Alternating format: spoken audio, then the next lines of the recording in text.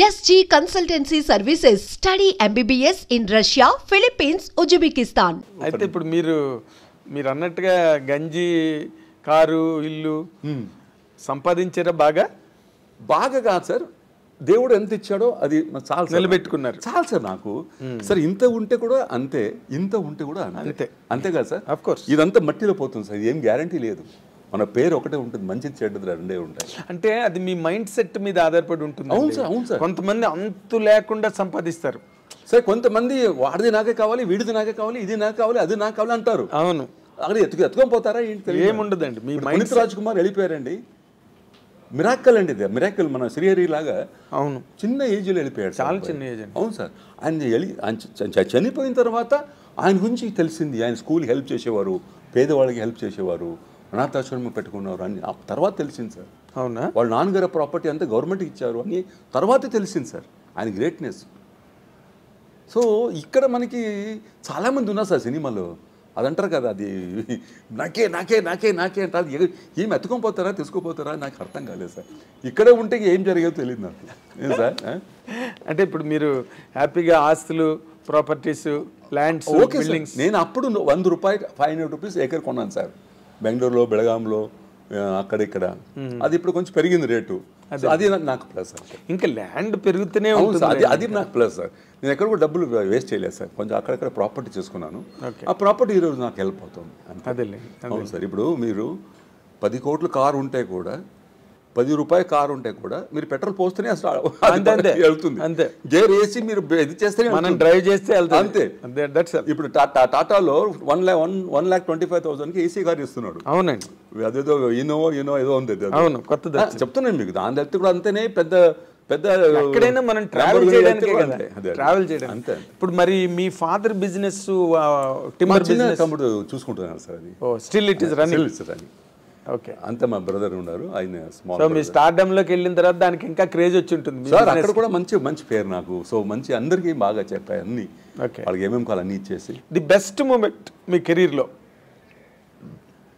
గుర్తు చేసుకుంటే? ప్రత్యేకట్న నంది అవార్డు వచ్చింది సార్ నాకు. అప్పుడు అంటే ఎన్టీ రామారావు గారు నన్ను, చరణ్ రాజు గారు ఇప్పుడు రావాలి అన్నారు. అప్పుడు నేను అన్నీ తీసేసి, గడ్డ మీస తీసేసి క్లీన్గా వైట్ అండ్ వైట్ వేసుకొని స్టేజ్ మీద వచ్చానండి. చూస్తున్నారు ఎన్టీ రామారావు గారు. ఆయన ఎవరు? చరణ్ రాజు కొడుక అని అడిగారంట. ఎందుకంటే ప్రతిఘటన సినిమా 2 సార్లు చూస్తున్నారు ఆయన. రామోజీరావు చెప్పి ఒక షో చూసి నేను ఇంకొకసారి చూడాలని మళ్ళీ 2 షో కంటిన్యూ చేసి చూసారంట. నాకు రామోజీరావు గారు చెప్పారు. ఓకే. అది లేదండి ఆయన చరణ్ రాజు అండి అంటే అని చెప్పేసి వచ్చి మైక్ పట్టుకొని, చూడండి ఆర్టిస్ట్ అంటే ఇలా ఉండాలి.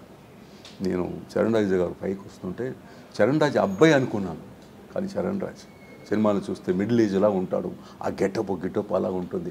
ఇక్కడ చూస్తే కాలేజీ అబ్బాయిలా ఉన్నాడు అని నేను పట్టుకొని అలాగ హగ్ చేశారు సార్.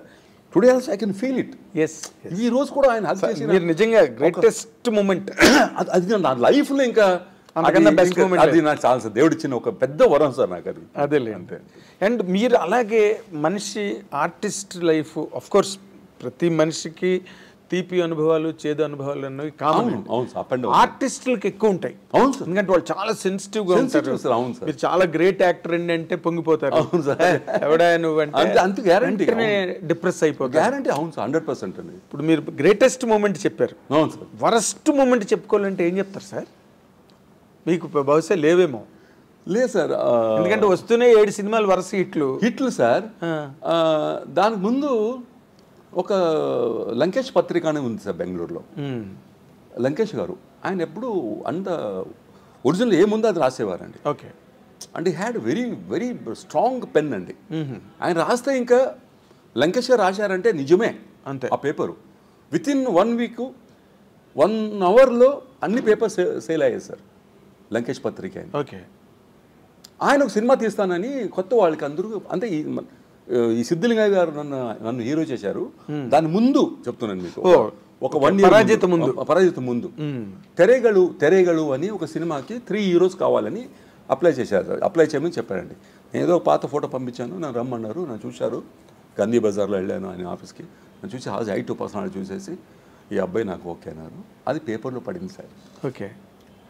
పడిన తర్వాత ఆ సినిమా ఇంకా స్టార్ట్ అవుతుంది వెయిట్ చేశాను కదా సార్ నేను. అసలు చాలా ఫీల్ అయ్యాను. ఎందుకంటే అదేదో వాళ్ళకేదో వాళ్ళ మధ్యలో ఏదో ప్రాబ్లం అయింది. ముగ్గురు హీరో పేర్లు వచ్చి అన్నీ వచ్చినాయి. నేను ఏదో ఒక డ్రీమ్ చూస్తున్నాను, ఈ సినిమా వస్తే నాకు మంచి పేరు వస్తుందయ్యా, నా సక్సెస్ అయిపోతాను అని ఉంటుంది కదా మీకు. 100%. అప్పుడు ఒక చాలా నేను 7-8 ఇయర్స్ స్ట్రగల్ చేసింది అది వేరే అండి. కానీ ఆ ఒక 6 months 8 months నేను కష్టపడ్డాను చూడండి. వెళ్ళేది ఆయన ఆఫీస్ దగ్గర నిలబడేది. ఒకసారి తిట్టేశాను నన్ను ఆయన.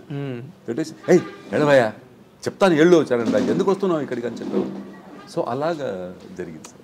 అది ఆ సినిమా జరగలేదు సార్. తర్వాత పరాజిత. ఓకే, సిద్ధిలింగం గారు.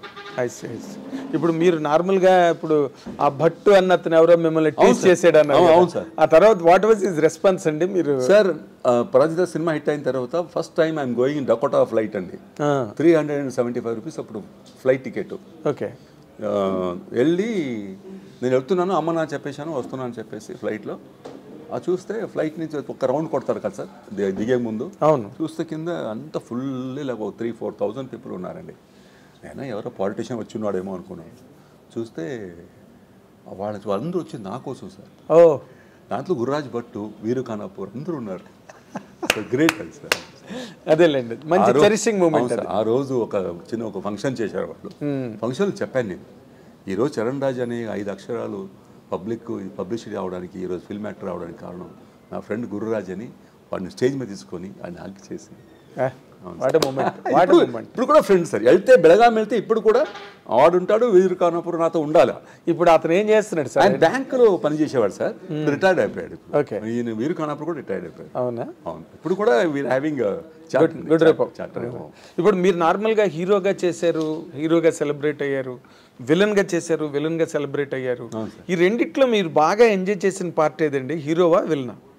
రెండు సార్. ఎందుకంటే దాంట్లో కూడా ఒక విషయం ఉంది సార్. ఇప్పుడు నేను చెప్పాను కదా మీకు, ప్రతిఘటనలో నేను ఎంజాయ్ చేయలేదు కానీ సినిమా చూసి ఎంజాయ్ చేశాను.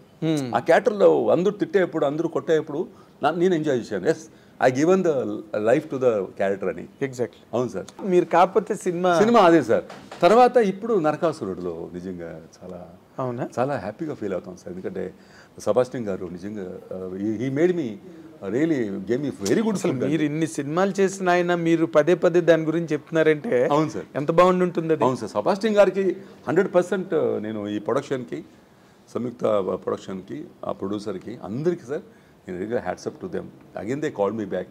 నన్ను రిమెంబర్ చేసుకొని చరణ్ రాజే కావాలని. ఇప్పుడు మీకు తెలుసు ఈరోజు అనుకుంటే 10 మంది ఉన్నారు ఈరోజు ఆ క్యారెక్టర్ చేయడానికి. అవును.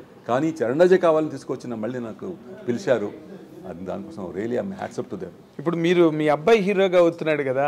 అవును సార్. ఇప్పుడు పెద్ద అబ్బాయి ఆయన హీరో ఆల్రెడీ తమిళ్లో 90mm చేశాడు, నరకాసురుడులో కూడా చేసి ఉన్నాడు. సెకండ్ అబ్బాయి పైలట్ అండి.